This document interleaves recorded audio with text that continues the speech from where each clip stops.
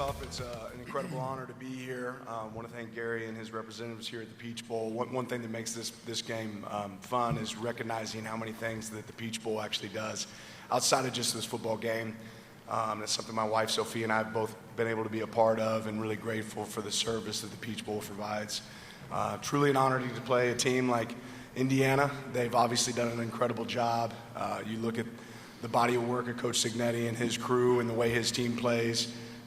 They're playing it as good as anybody else in the nation. I can speak to it already. We already started off this morning to compete, and he beat me here a little bit. I walked back there, and they're having us sign balls, and he got a jump start. So I quickly went into 2-minute mode and was trying to catch up. His signatures looked a lot better than mine, but I put some pressure on him at the end. But he still finished signing off. I don't know how many balls there were, Coach. There were a bunch of them, but it was a fun challenge. This game is going to be what college football is about. I think you see two tough teams, two teams that are really complete. They play great on offense, defense, and special teams. They don't have a weakness. And ultimately, I think both these teams, as you watch them, it's about team football. All right, it's not one player, it's not one individual. It's a group that have collectively made an effort to put themselves in this position. And obviously, it's an honor for Oregon to be one of the teams participating in that. All right, thanks, Coach. Coach Cignetti, a statement from you, please. Well, since Dan's drawn back on previous experiences in Atlanta and the Peach Bowl, I think my first Peach Bowl experience was '72, West Virginia, North Carolina State, when Lou Holtz laid it to Bobby Bowden, and then '75 when Bobby Bowden got his revenge on Lou Holtz, and then as a player in '81 at West Virginia when we beat Florida. I can't remember who the head coach of Florida, maybe Charlie Pell. But it's a great game. Obviously, it's an honor. It's great to be here. I can't say enough great things about Oregon. Really have a lot of respect for Coach Lanning, their team, what they've put on tape, what they've gotten done in their recent history. They're good in all three phases, and they're a great football team. And people, I know I said it's hard to beat a great team twice. Well, it's hard to beat a great team, period. And there's a reason for that. So ought to be a great game. Looking forward to getting better today. And we'll see everybody tomorrow. All right, thank you, coaches. All right, at this time, we'll open to questions from the media. We do have mic runners on either side of the room. Please raise your hand. We'll get a mic runner over to you. We would ask that you would give your name and your affiliation before asking your question, please. Okay, let's start right here in the front row.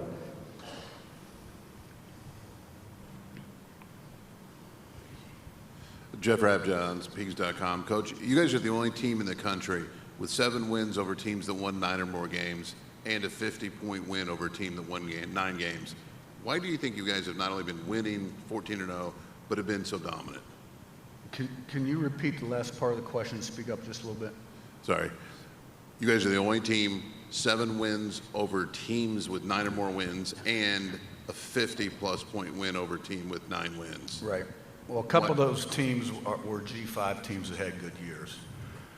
We did have a big win against Illinois where they lost some guys in the secondary and got shorthanded as the game went on. But it is a credit to our players playing the first play, the last play the same, regardless of the competitive circumstances. But the bottom line is when you play really good people, like tomorrow, you got to win more battles, play in, play out than they win. And do the things you got to do to win football games. Make sure you don't do the things that lose football games. So it's all about preparation, having an edge, mindset, and then putting it on the field, play 1 to 150. All right, we'll go next here in the second row on the left. Mike Griffith, Atlanta Journal-Constitution and Dog Nation. Coach's kind of off-the-field football question about the enforceability of contracts. We're seeing a lot of issues with this rising up. I guess I wanted to get your thoughts on how important it is to get that ironed out and any thoughts or ideas you have for how college football might go forward with a working model. Right, start with Coach Lanning, please. Sorry, Dan. Yeah, I mean, it would be great. I'll be honest, my entire focus right now is on this game. I'm sure coach is no different. But yeah, contracts, you'd love to say that they should be enforceable. And at some point, we'll see what that ends up looking like. But I think that's the secret behind a contract, right? Is it supposed to mean something? Yeah, my focus is on our prep, and the only thing I'm going to say about all this stuff is obviously there's a lot of loose ends, and it needs to be tied up in terms of the whole recruiting process. So there's a lot of work to be done, and that's one area. All right, we'll take our next question right behind in row 3 on the left.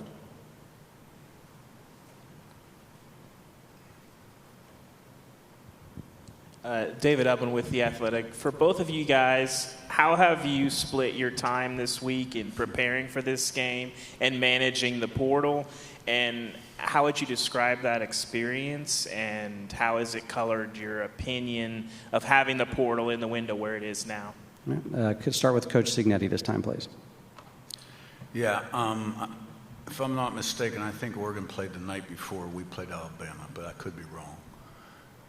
I gave the coaches off the next day. We got in 3:30, 4 o'clock in the morning. I went in the office around 2 in the afternoon because I knew I was going to lose some time the following day, which would have been a Sunday for us. And on that Sunday, we had some official visitors in, and I probably lost 6 hours of prep. And I'm highly involved in our day-to-day situational preparation, particularly on offense, besides being a leader of the program. So that I lost a valuable 6 hours there, and probably 3 or 4 the next day too. So I was playing catch up most of the week, and you got to rely on your people a little bit more. It also stresses you from the evaluation standpoint and the quality of the one-on-one meeting and on the official visits, but it is what it is, and you got to make the best of it.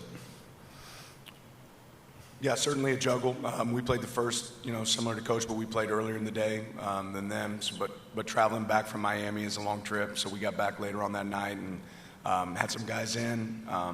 You're juggling both, but I think it's really important that you're focused as much as we can. We put our focus on this game, and you try to make sure you communicate to the people that you're recruiting, hey, I wish I could pay more attention to you right now, but the reality is we're really focused on this game, and if you want to be a part of games like this is what you have to look forward to, and you'll want my focus to be on this game as well. So on the same note, recruiting is something that happens every single day. It happens in season. It's just a little bit more highlighted right now in this moment. So during football season, you don't not recruit. You do it all the time. It's something you always do, and it might be a late phone call. It might be a late Zoom.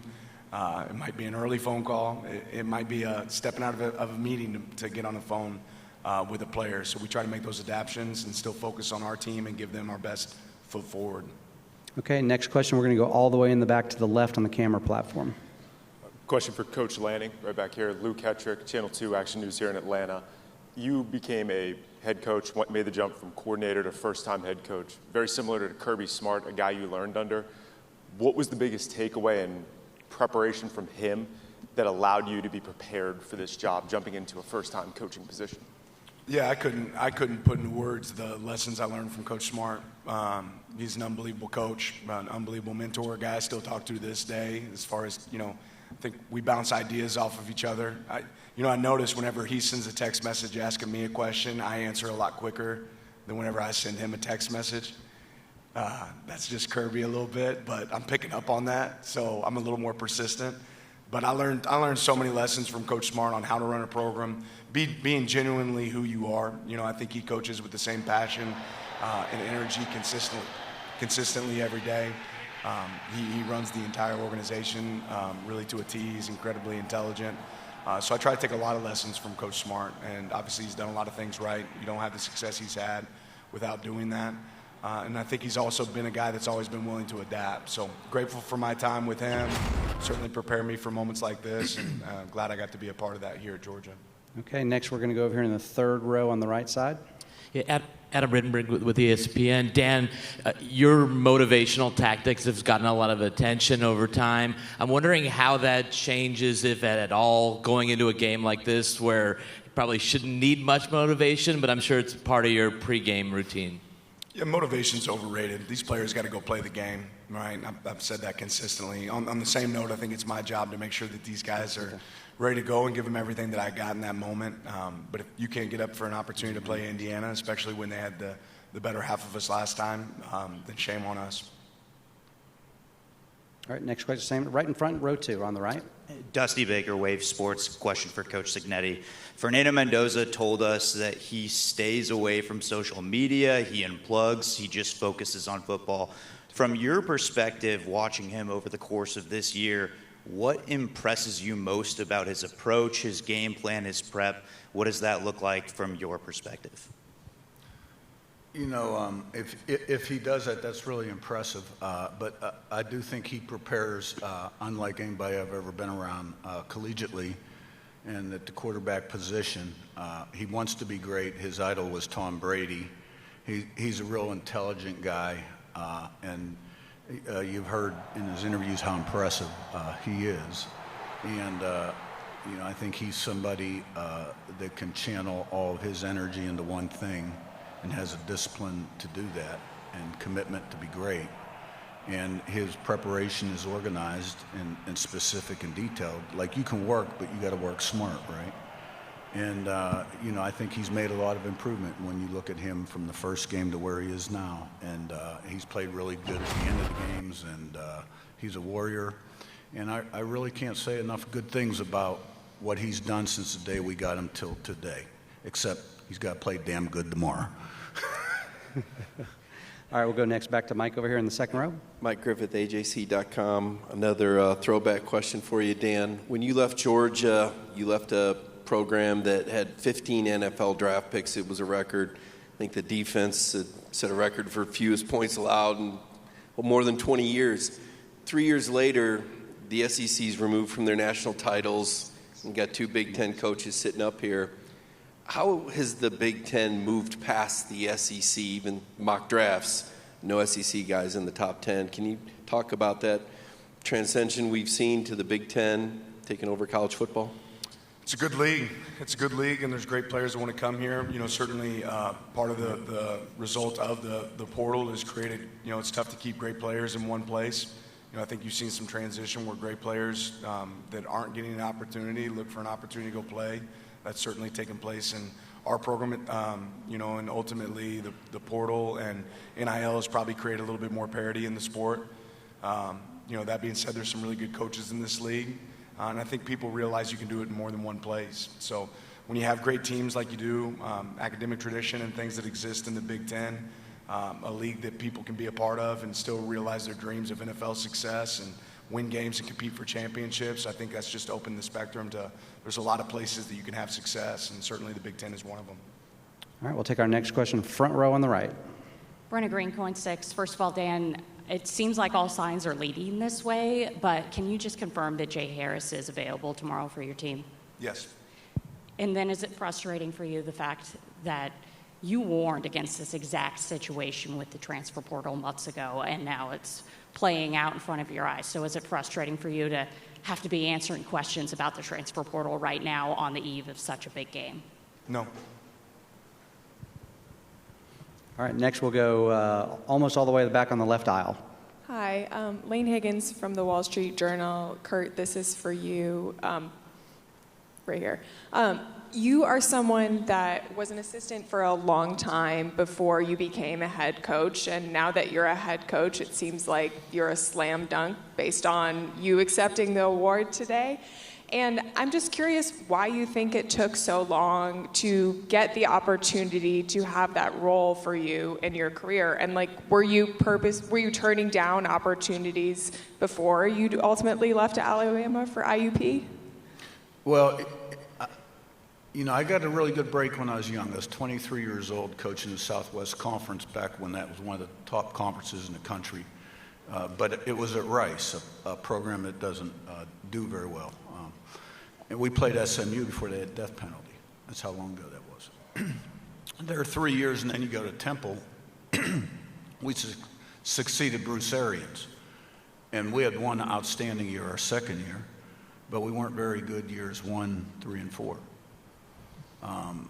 And so I'm still an assistant coach. Now, that's great. I'm young, and I'm making okay money. But, you know, people tend to hire people from winning programs. Johnny Majors gave me the opportunity at Pitt. Obviously, he was a legend of the game. Remembered him in '76, Tony Dorsett, when we were at West Virginia then. But we had nothing at Pitt. facilities were awful. We had no players. We had no money. And there was no commitment. And Coach Majors didn't have a chance. And he got let go, and then Walt Harris retained me, and we started to make some progress, and I learned a lot from Walt. He was a great quarterback coach. And then after 3 years, I had the opportunity to go with Chuck Amato. That was the first $1 million staff in college football, 2000. That's when 9 assistant coaches' salaries equaled $1 million. Norm Chow and, you know, some other people on that staff. And we had a freshman quarterback there named Philip Rivers, who the previous staff had actually recruited. And then we took it over in January, and Philip was an early enrollee. And we had great success. So I think part of it was because I was with programs that weren't successful. And then once I went with Nick, I felt like I got what I needed, really after year one. And I bet on myself. You know, it was a very unorthodox move. I mean, almost crazy move. And I thought I was crazy a few mornings waking up that first month. But, you know, here I am today. And so when you look at the transfer portal and all the things that have gone on in college football, being a recruiting coordinator and a coach for 20 years, which, you know, every year I wanted to get out of the recruiting coordinator job. And just, you know, I didn't like being a coach and a recruiting coordinator. And my dad used to tell me that's going to come in handy someday. And, you know, he circled back. I think my journey makes a lot of sense, how it prepared me for this particular situation. All right, next question, fourth row on the right. James Crepia from the Oregonian. For both coaches, you've remarked about the difficulties of managing the transfer portal amid preparing for a national semifinal and you hope a national championship. How much concern, if any, did you have about the other remaining teams in this playoff contacting your outgoing transfers to gain intel and anything further by way of information when the portal is open while you're still playing? All right, Coach Lanning first, please. I haven't put a lot of thought into it. That really never entered my mind. All right, we can take our next question all the way back in the middle of the camera platform for the next question. That's the kind of hustle we need right there. Thank you. Brett Taylor, KZI. Dan, this one's for you. I know you're probably sick and tired about hearing the transfer portal, but Tatum Tuioti said something really interesting last night, that as long as we have 11 guys playing in the game, right? Or yes, correct. Yes, yeah. Oh, okay. I hope so, at least. You started that question kind of weird, as like, if he's transferred to Indiana, then no. I'm going to be... No, he was talking about just if the team has 11 players on the field, that they can truly be successful. When you hear that from a player like Tatum, what he's meant for the program, what does that say just about the mindset of the team and just looking about what the players you guys are going to put on the field tomorrow? Yeah, we've talked about it all year, strength in numbers, and the strength in football is the team. It's not one individual, and I truly believe that our coaches and our staff and our players have prepared really hard all year to be ready for their opportunities, and sometimes people's roles change throughout the year. That's where you have to be selfless. But we have some guys that can play winning football, and that's the key, is do you have 11 guys that can go play winning football? And if there's a deficiency, can you cover that deficiency up? That's part of the strategy behind football as well.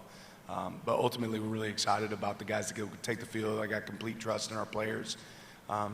And regardless of what happens in this game, right, you go play and you play to win the game. But when you're playing a great team like Indiana, regardless of what happens, to be one of 4 teams left in college football is an unbelievable honor that we'll never recognize and we'd certainly never be satisfied with. Regardless, there's only one result that makes us happy at the end of the day. But I promise that we'll have 11 guys on the field that are going to want to play winning football and play to the standard necessary for our team. All right, next we'll go front row on the left side, please. Tom Brew, Roundtable Sports. Curt, a lot of your players have talked about how the Big Ten championship game felt like a home game, and everybody at the Rose Bowl last week talked about the same thing, just with a huge Indiana fan base in the stands, and according to ticket people, it's going to probably be the same thing tomorrow night. I know the game's determined between the lines, but how much does it help just to have this journey of this massive Indiana fan base all of a sudden have in your back? I don't think there's any doubt that when you have your fans behind you, they're in the stadium and they're loud after a big play. it just increases the energy level on your side. And so we'll see what tomorrow night looks like. We are closer, obviously, to Bloomington than Eugene, Oregon, but we'll find out. All right, next question about halfway back on the right side here. Seth Tao with the Daily Hoosier. For both of you, just what does the evolution of the kind of chess match look like when you're going up against coaching staff that you've already seen this season?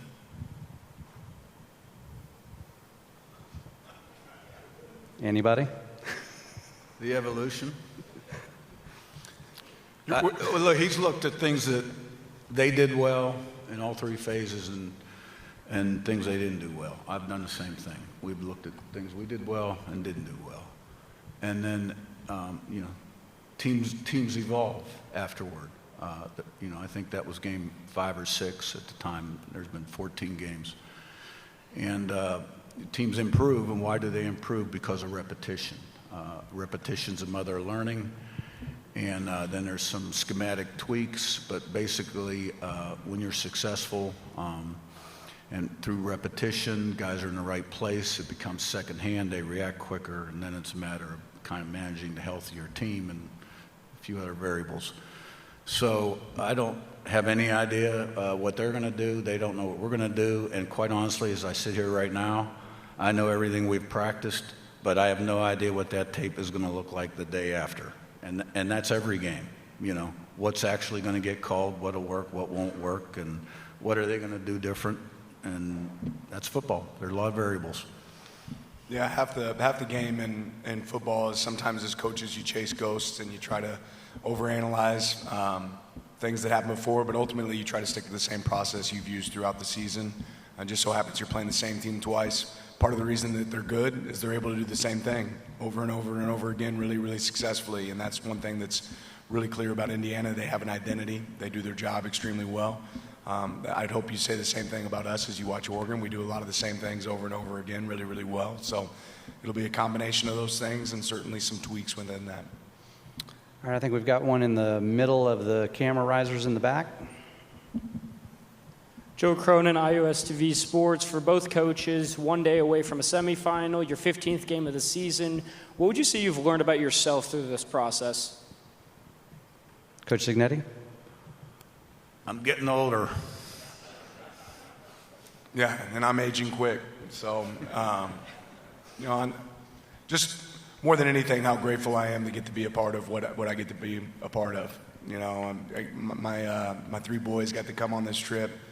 My wife got to come on this trip, and you try not to be very selfish in this profession, but it was pretty fun stepping in that hotel room last night. And, I just kind of joked with our boys. I said, if your dad was a dentist, you wouldn't be doing this right now, and it could have gone a lot of different other ways too. I was really lucky to be a part of a lot of winning teams.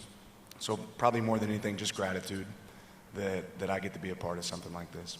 All right, next we'll go front row on the right here. Yeah.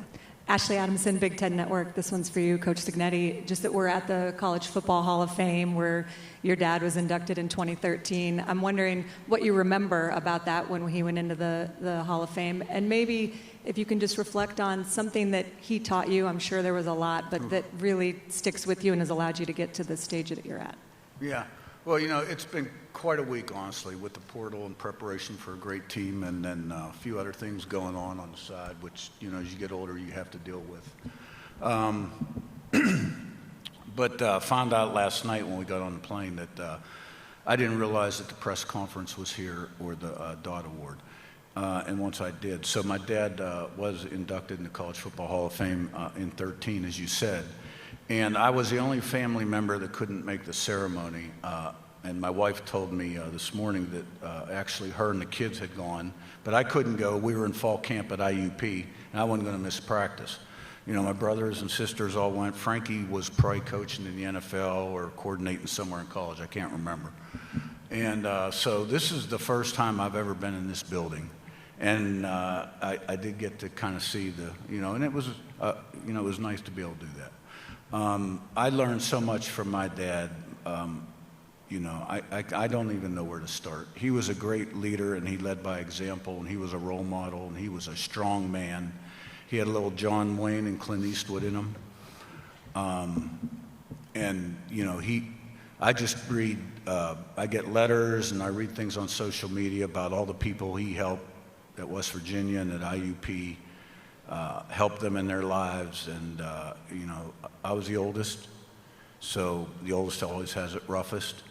And when I was growing up, we were at West Virginia, and the pressure was a little different than when the other ones were growing up when they were at IUP. So, but I had a great upbringing. I knew in third grade I wanted to coach, and he had a lot of pearls of wisdom. All right, next question back here to Mike. Yeah, Mike Griffith, AJC, for Coach Cignetti. Two-part question here. One, you're the only team in the last 2 years that's had a bye and won. Did you approach the preparation differently? And two, in terms of flipping the culture, image of Indiana football, what were the most important facets to being able to do that? Yeah. Well, I don't know what other people do in their prep, so I can't really answer that one. You go into a losing program, you got to change the way people think. You got to have a blueprint and a plan, standards, expectations, but it's all about people. You have the right people upstairs that you hire as coaches, and you got to have the right people in the locker room. And obviously, we put a premium on certain things in the recruiting process. And fortunately, I've had great continuity on my coaching staff. We're all on the same page, and I think that's critical, getting everybody to think alike and developing those intangibles as you enter the season. But we're process-driven, standards, expectations, accountability. I'm pretty direct in my messaging with the team. I try to make every word count. I don't put up with BS. I'm a little bit old school. Like, you got to meet the bar. You know what I mean? And if you can't consistently meet the bar, you're in the wrong place. And but my coaches do a great job, and the players, we have smart guys that are good players. And when you have veteran smart guys that can do a lot, you can do a lot. All right, next question here, halfway back on the right side. James Creppy of the Oregonian. Dan, you remarked about appreciating getting to spend time with family on this journey. Looking back even to last week, how different is this compared to your journey 4 years ago? Because I know your parents couldn't be in Miami 4 years ago with a different family obligation. So how different is this experience? Your boys are older, your parents are able to be a part of this in a different way, the world's in a different place than it was 4 years ago. Yeah, they're all unique and special. And in our profession, we probably never take the time to sit back and smell the roses and enjoy it. Some point in life, I'll probably get the chance to do that, but certainly grateful for this one. All right, we've got time for a few more. Please raise your hand. All right, we'll go next question here in the second row.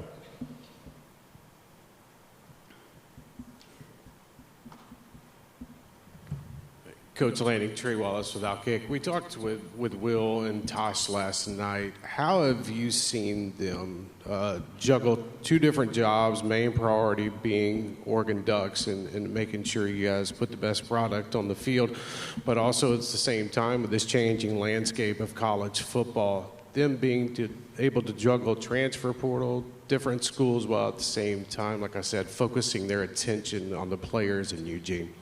Well, they've been going 100 miles an hour since they both kind of hit that cycle where they have to do both. And I give them a lot of credit for the work that they've done, the way they've been able to maintain focus in a piece that's extremely difficult. I also give a lot of credit to the support staff around them and the coaches that are around them here that we've had and the ones that will be here moving forward that have helped handle some of that load as they go through it. But again, I've said it before, they realize they don't have those jobs if it isn't for the players on our team, and they feel like they owe their best effort to give them everything they have to continue to make this season special, and they've done a great job of doing that as well as doing a good job of establishing their new program. We go all the way in the right aisle. Kenyon Barner, BTN. Congratulations to both of y'all, first and foremost. But in football, we always give keys to victory. If each of you could give 2 keys for your team to win this game, what would they be? Yeah. Coach Lanning? Yeah, I think it always starts with the ball, right? The team that's able to take care of the ball. Last time we played, we didn't. We have to take care of the ball. We were able to create a takeaway as well, but we ended up having to. I think that's a big piece of this. And special teams and big games always makes a big impact. I think we have to play well on special teams. I mean, we talk about the same thing every single game. Line of scrimmage, run the ball, stop the run, affect the quarterback, protect the quarterback, turnover ratio. We're number 1 in the country. Explosive plays, runs plus 12, passes plus 15 on both sides. Critical situations, 3rd, 4th down, red area, 2 minutes before the half end of the game. And teams has to be a win. Every game, same stuff. I should have named more. I thought we were just doing 2. That was 2. God dang, Coach. You guys can keep going if you want. No. There's lots of keys. All right, time for a couple more, guys. Feels like we're running out of steam. Anything else? All right, over here, row 2 on the aisle, please.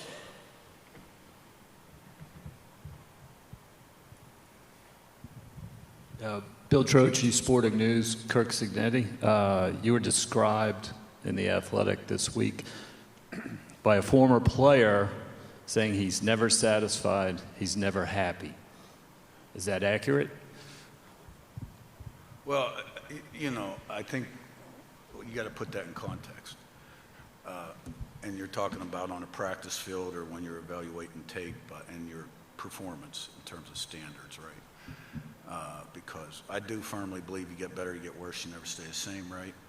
And so you got to keep that edge. No, that's not right. I mean, there's a lot of times I am happy, I just don't show I'm happy. And if I'm going to ask my players, right, to play the first play, to play 150 the same regardless of the competitive circumstances, then I can't be seen on the sideline, right, high-fiving people and celebrating, or what's going to happen, right? What's the effect going to be, right?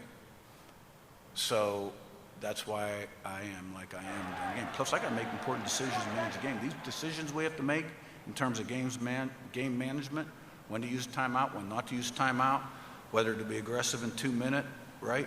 I had to use a timeout on defense that I called against Alabama on 4th and 1, right? And it ended up being a pretty big sequence, So you got to be dialed in and thinking ahead. I'll smile and celebrate later in the coaches' room with the coaches, maybe have a beer. Of course, in the playoffs, you got to do 9 or 10 different press conferences after the game. So that's about an hour and a half later. People ask, do you ever get to enjoy this? And last week I asked Jeff Cake, I said, we just won the game, and I got 10 press conferences I got to do after the game. When am I going to enjoy this? So, no, I do smile, and I am happy at times. Coach, those press conferences are very important. All right, we're going to get about middle of the pack on the left side, please. Coach Cignetti, Serena Roboin, WHAS 11 in Louisville. Your offensive line has gotten a lot of praise, especially after the Rose Bowl. Just how do you think that impacts your ground game kind of going into this one? I don't think the praise has anything to do with how we're going to perform. I think we've been pretty consistent all year long. We've been fairly healthy. There have been a couple games where we had to get our 6th guy in or maybe our 7th guy in. But Coach Bostad does a great job with the offensive line. He's a veteran offensive line coach and does a really good job preparing. We got a lot of veteran guys, blue collar, steel mill, lunch pail type guys on our offensive line. And we're pretty simple, as Coach said. I mean, we do this, we do what we do. And so they get good at doing that. And then we got compliments that, So, look, Oregon, let me tell you something. They're as big of a challenge for any team in college football, their D-line, as anyone. They've got 4 to 5 to 6 inside guys, okay, based off of 4 down front, that are 320 plus, and maybe one of them's 310. And they're good. They are really good. And they got 2 edge guys that are outstanding. And they can bring a 3rd and a 4th in also. But, I mean, what they can do to you inside when they cover your guards, and then the ends. And then they got backer that can fly. It's a great football player. And safety, too. They got a bunch of great football players. And schematically, they do a great job. It's going to be a huge challenge. It's going to be a huge challenge in terms of the run game, protecting the quarterback, and that's where it all starts, and they're really good there. I think we're going all the way back on the left in the cameras. Aaron Slindy, K-Vale TV. Kind of just building off of that, Coach Lanning, your team is coming off a defensive shutout. What ways do you feel like your defense, especially your secondary, has kind of grown in their experience? And what role do you think that'll play tomorrow? Well, I think it's really important we play well tomorrow, especially when you're playing one of the best defense or one of the best offenses in college football, and one of the best quarterbacks. I think one of the things that really stick out with Mendoza is he takes the ball where it's supposed to go. Everybody says that, and you realize in one high where he's taking the throw, okay, in two high where he's taking the throw, in zone where does he take the throw, and doesn't get enough credit for his feet. Is an unbelievable scrambler. Was able to do that against us last time. So does a great job of taking off when it's there, when his first read's not there. And he has great weapons to throw to. So what do we have to do? Each guy's got to farm his land. They have to do their 1/11th. Got to have 11 guys playing the same call. Got to handle the variety that they provide, because there's a lot of variety in this offense. I think it starts with what Coach Cignetti and I both talked about earlier in this week. You have two teams that want to be able to run the ball and control the line of scrimmage. Right, the team that can win the line of scrimmage, that's a big, big piece of this game. And once the line of scrimmage is determined, it's going to be about who can win one-on-ones outside, with technique. So we need guys to go into this game and play with great technique. If you're on the field, there's a standard to play to, right? And obviously, when you're playing a team that's as capable as Indiana is, you have to play your best.